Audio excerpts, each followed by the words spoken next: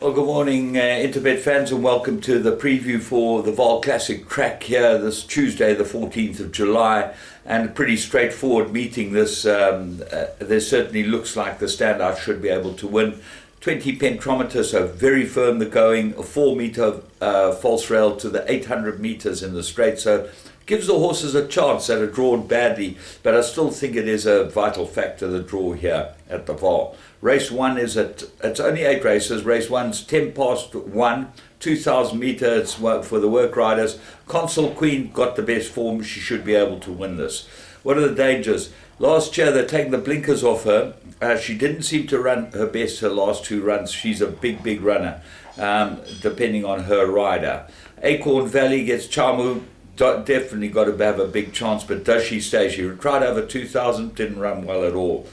Starry Messenger gets blinkers. Vision in the Mist gets blinkers. That might improve that one. And Chloe Girl drawn 15. That's not going to help it. But Tsitsipa Matsoli, he's been around the races for quite some time. He was an apprentice. Race 2, Maiden Juvenile Plate, 1,200 meters. Absolute 4-corner contest. I like Fantasy Fly, Lucky Hoodalakis as runner, but then he has another one in Brooklyn Bridge, which has Striker Stratum on. Between the two, just watch the betting. That will give you an idea. Give me Annie, big runner in the race, from the Gork and Terzi stable with Samanga Kamalo on. Too far last time. They come back and trip. This is a typical move to be able to get on. So this has got to have a big chance. Give me Annie. Swiss Bank, David Nivenhuizen's runner, definitely got a chance. Luke Ferraris. Right, race 3, Maiden Juvenile Plate, 1,200 meters, and Summerdale looks to me to be the right horse in the race. Chase Majan, Nathan Klink rode it last time. Chase rides it this time for the Dorisham stable. They're in form, should run well. There's first-timers in here that are fancy, that have got some form, no form, but are in the betting, so you've got to watch for betting follow-through. But you might be able to get away with this. The only horse that might danger you is Trump Express. This might improve quite a lot, as Paul Peters' horses often do. Race 4, Maiden Plate, Colson Geldings, 1,450 meters, 4-cornered contest. 14, the Gypsy King. If he has a come-on look, well, he should be able to be there or thereabouts. Back to Black, I like the look of this one. Dory Shab's runner with Chase Majan. I think this will run extremely well. Rampage gets the blinkers and certainly should improve. Samanga rides well for the stable. And then I thought Court Chester, ignore its last start, I thought well worth putting in and considering. There are others that have got some sort of form, but they look like all horses that should be able to fight it out. Right, race 5.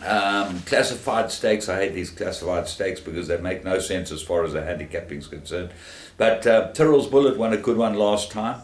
I like number 11, Pink. I think this is the right horse in the race. I think it needed his last run. I watch it carefully, and definitely it looks like a big improver. Lucky's also got Littlewood with Striker on it, but I think that Pink might be the better of the two. Dance Class comes into the race, got very good form. Illuminate is a 5-year-old. She's had a couple of good runs since she's come back, so she could be on the improve as well. Certainly these older horses take a bit of time. Well worth considering all of those to go into the Big Six and jackpot. Race 6, Graduation Plate, 1,000 meters. Well, if Gin Fizz runs to her rating, she'll dawdle this. She's the best rated horse by miles in the race, and she should be able to put them to sleep.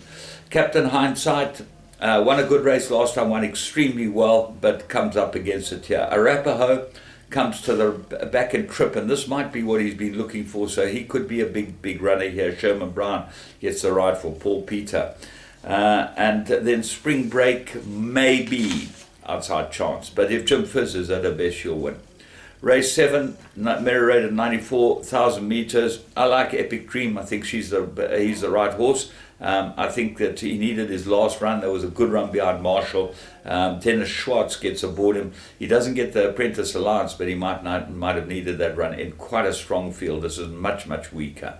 What of the rest of them? Big Boom Marble won well. We thought he'd win last time, and he absolutely dawdled in at a big price.